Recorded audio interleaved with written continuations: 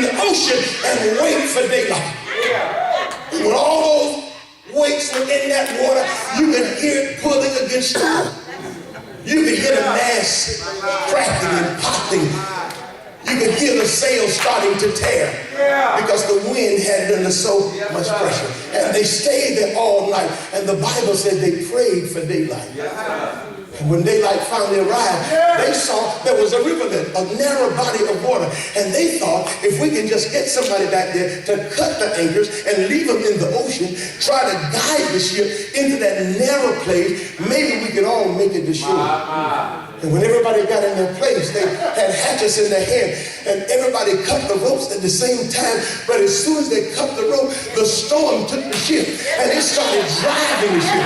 It drove the ship with such great velocity that it drove the ship into a sandbar, and the front part of the ship stuck in the sandbar, and the back of the ship was being rocked by the waves. You could hear the boards twisting and popping, and you could hear the ship under so much pressure. And then it was like somebody had stuck a stick of dynamite in the belly of the ship, and that ship exploded under them, and everybody hit the water. Some trying to swim, some on broken boards, but when they landed on the shore, they did a head count, and all 276 were saved.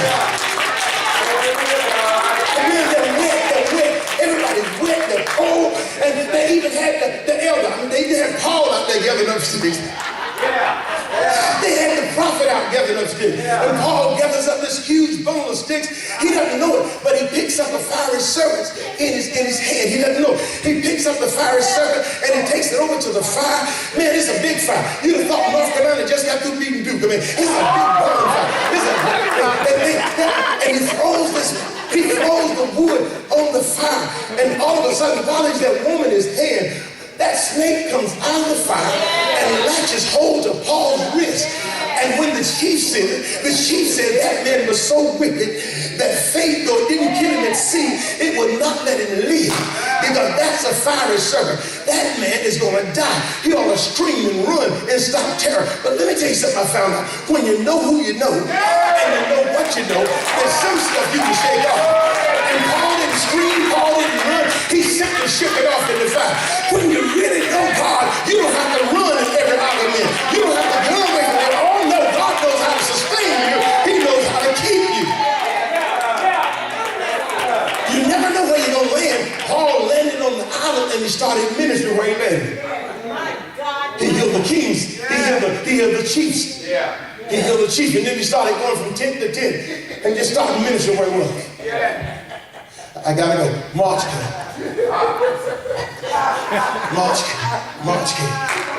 came, and the first ship that came in, the moppings were Casper and Pompous.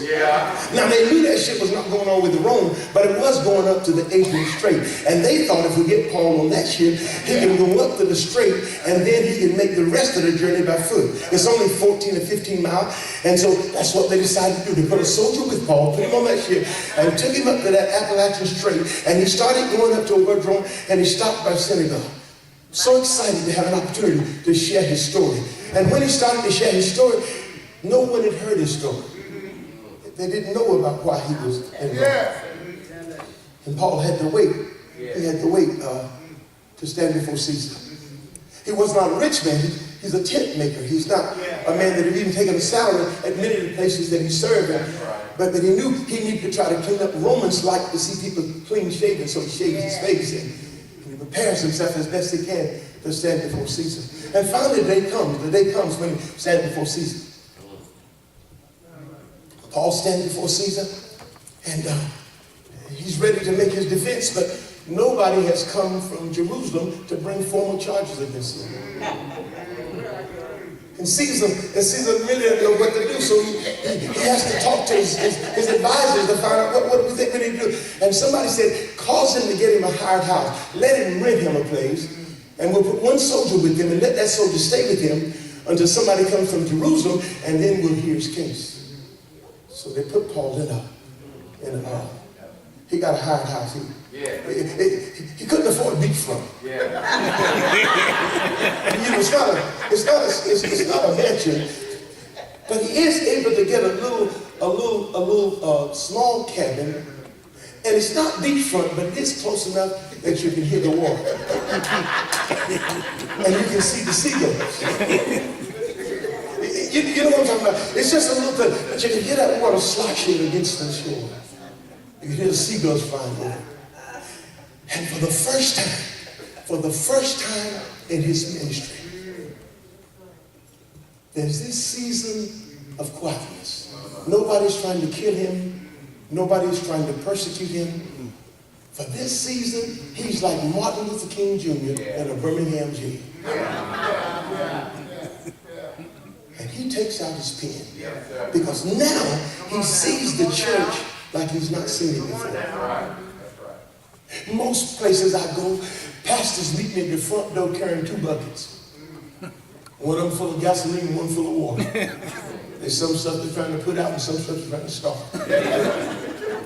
And whenever you're in the trenches and you're always putting out fires and you're always trying to cause ministry, sometimes you don't really see all that God is doing. That's right. And for the first time, he's able to see the church with different eyes. And he sees a Gentile church that is full of power and authority, that are in the in crowd, but they feel isolated and separated. Yeah. He sees the Jewish church that feels like they're cut above everybody, and it's caused a schism and a division in the church. He sees people that are full of power, but they're living pathetic lives. Here they are tapped into the Holy Spirit of God, and yet they're living beneath their privilege. And so he said, I know what's wrong with them. They've forgotten who their father is. So Paul spends the whole first chapter of Ephesians reminding them of who their father God is. And then telling them how much God loved them. He said to them that you're already accepted in the beloved. If you don't climb another ladder, if you don't wave another flag, he's already accepted you in the beloved. Just because you received Jesus Christ, he set his stamp of approval upon you. He brought you into his family. Yes, sir. Yeah. And his first prayer is paid in chapter 1. He says, God, I'm praying for them that the eyes of their understanding will be enlightened. Yeah. I'm praying that they will understand the hope of the calling of them that believe. I want them to know what the exceeding greatness of his power is to us that believe. He prays his first prayer. And then he tried to jar them some sense in them. He said, don't you remember that you were once alienated, separated from God? You had no part in the covenant of Israel. But he said Jesus came and he broke down the middle wall of division and he brought us into one family. Now the whole family in heaven and in earth is bound together in one family. And then he says about you, and you have he raised up together and made you sit together in heavenly places in Christ Jesus. It's awesome. Now all that was my introduction. Now get ready to share this.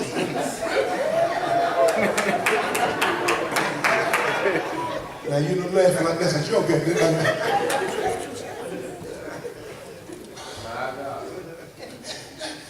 Paul says, if I can help you see this, there is absolutely no limit to what God can do in you and through you if you allow his spirit to work in you. That God can take the limits off your life and off your ministry. Yeah.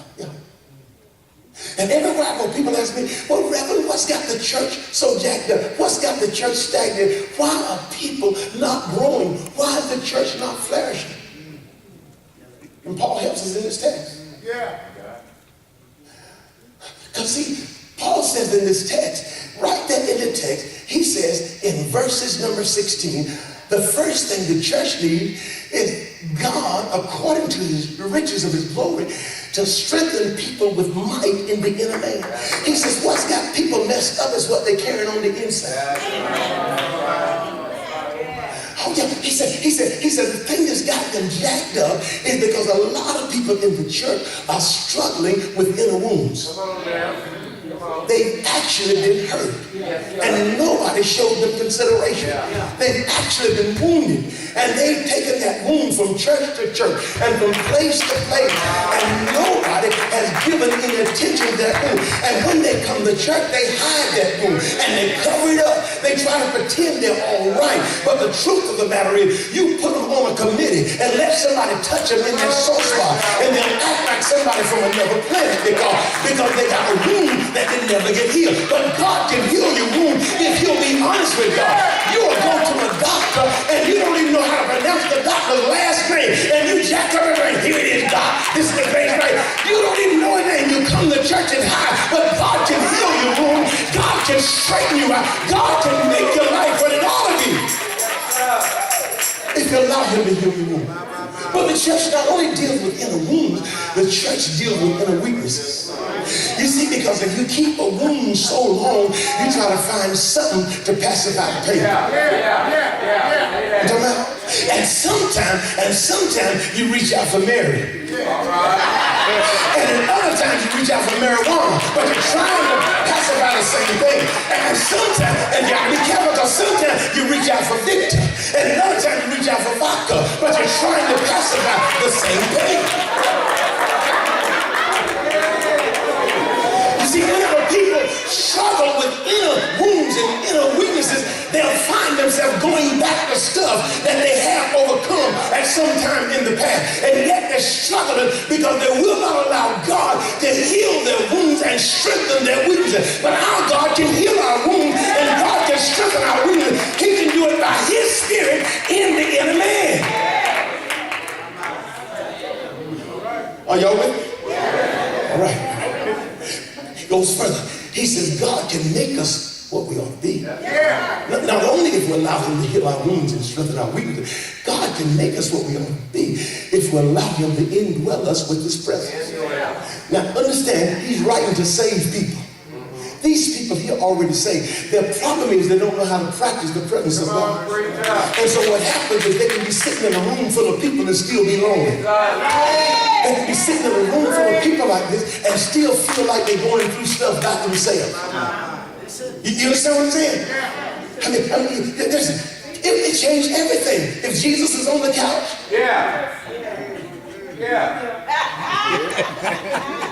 it would change everything. Can you see me upset with my wife because she done put my stuff where I can't find it?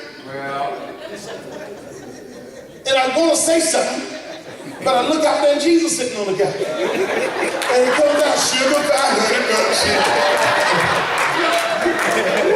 I mean, can you imagine being in a hurry, getting out on 85, and somebody run you off the road? And you wanna flip them the birds, you wanna give them a finger, but you look and see Jesus sitting in the back of the seat, and you give him the whole hand. Well, have a nice day. People drive so crazy. It changes everything with Jesus in the house. When you learn to practice the presence of God, you don't have to be anxious or afraid. I was raised on a farm.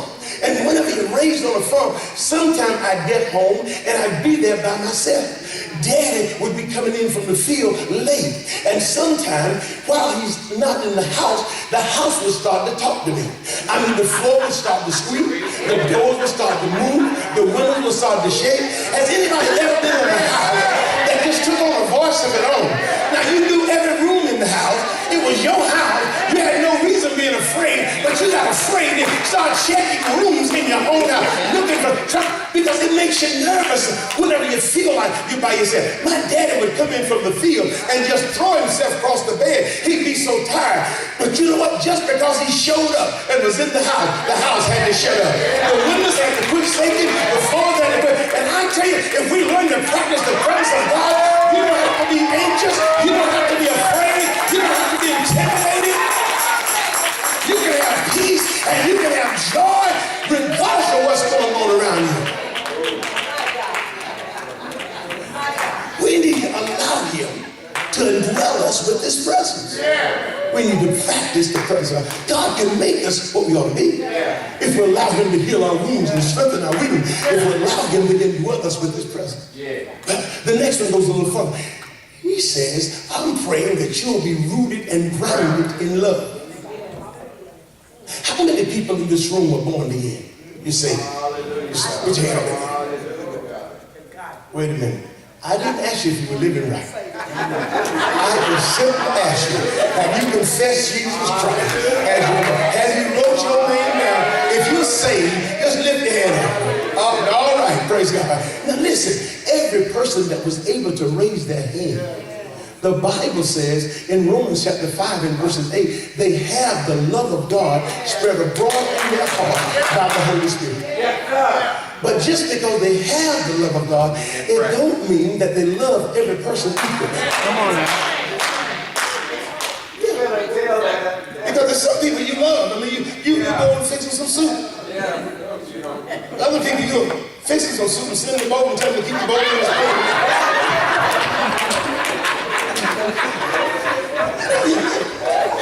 Y'all are real holy. Y'all got But listen, let me say it this way. In North Carolina, we have a law that says if you're caught with an open container of alcohol in your car, and the policeman can require you to take a breathalyzer test. Yeah. Well, one of our officials got elected, and they had one of these election parties. And so he had an open container in his car, and so the police stopped him, they're going to spoil the man's party. And they told the guy that you've been drinking. And they said, I haven't been drinking. But they took him downtown, and they made him blow on the breathalyzer. And they blowed him until his eyes popped. But you know what? He wasn't able to blow 0.08 because he hadn't been drinking. They had to give him a letter of apology, and they had to let him go home, I believe there's some people in Concord that's went to Jesus' bar. They got a little Jesus on their breath, a little Jesus on their car, and they're not driving under the influence.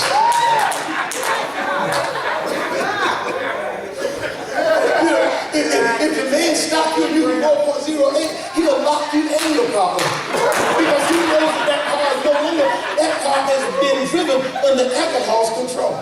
You know what I'm saying? I saw one lady that look at me so funny. I'm gonna give a better example for you. I'm saved. I know you're having some doubts right now. This is come here, honey. Help me preach this lesson. This is my darling wife, Barbara. Now, me and Barbara have been married for 50 years and 6 months. Now,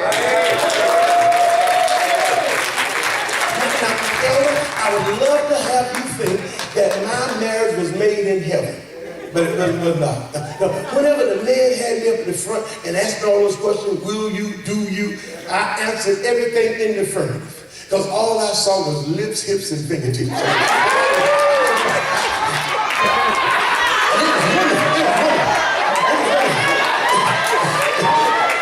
But Doc, when I got home, I found out I had married a stranger. Now, I didn't know. I had no clue. Let me tell you about me. I am a perpetual closer. God has made me that way. I mean, that means if I open a door, I close it. If I turn on a light, I turn it off. If I take something down, I put it back up. If I open a drawer, I close that drawer. If I take something out of the refrigerator, I put it back. I never take clothes off without hanging them up. That's how I roll. I live like that. If I lose something at the house, I don't even look for it. Because I don't know where to look. If it's not where I put it. But my wife is totally different. My wife can go in the kitchen, open the cabinet, and leave the cabinet open, get her salsa down to make her sandwich. She get all the stuff out and put it on the counter. I mean the cheese, the beef, and everything. She can make her sandwich, and she can take the salad dressing out, the mustard out. Listen, she can get her something to drink out. She can leave it just like that and go in the living room and sit down and have her sandwich and have her snack. And you know what? She can get up and leave it right beside her chair in the living room. And then she can go down the hall and turn on the light in the daytime. And then go in the bathroom, take a shower, and leave the bathroom just like you found it. She can go down to the end of the bed and lay down 5 outfits. And she'll put on one outfit, get her high heel shoes and her pocketbook. And I have to go follow her and ask her, honey, are you through down here? And when she's through down here, I have to go behind her and hang the clothes back up and put off the light in the closet. I come out the hall, put off the clothes, over the bathroom, tidy up the bathroom, turn off the light in the bathroom, go in the living room, pick up the sauce off the floor, put it in the sink, clean off the counter, put the salad dressing back in the refrigerator, close the top cabinet. Listen, and I've been doing that for over 50 years. That's enough to get a divorce on. That's enough to file charges on. But let let me tell you what happened. Somewhere down the line, I fell in love with her. And because I love her, love covers a multitude of sins. And maybe if we allow God to perfect us in his love, maybe the preacher don't have to be perfect, and the choir don't have to be perfect, and the trustees don't have to be perfect. They got to learn to love people the way they are. Thank you so much. Praise God. Maybe we can love each other. Maybe we can help each other and bless each other. He said that we be rooted and grounded in love. He says that there is a love of God that passes knowledge, that you can love me beyond what you know about me. That you can know all about me and love me in spite of what you know about me. Are y'all with me? All right. Paul goes further. He says God can make us what we ought to be if we allow him to heal our wounds, to strengthen our weaknesses, if we allow him to indwell us with his presence, if we allow him to perfect us in his love. But Paul goes further.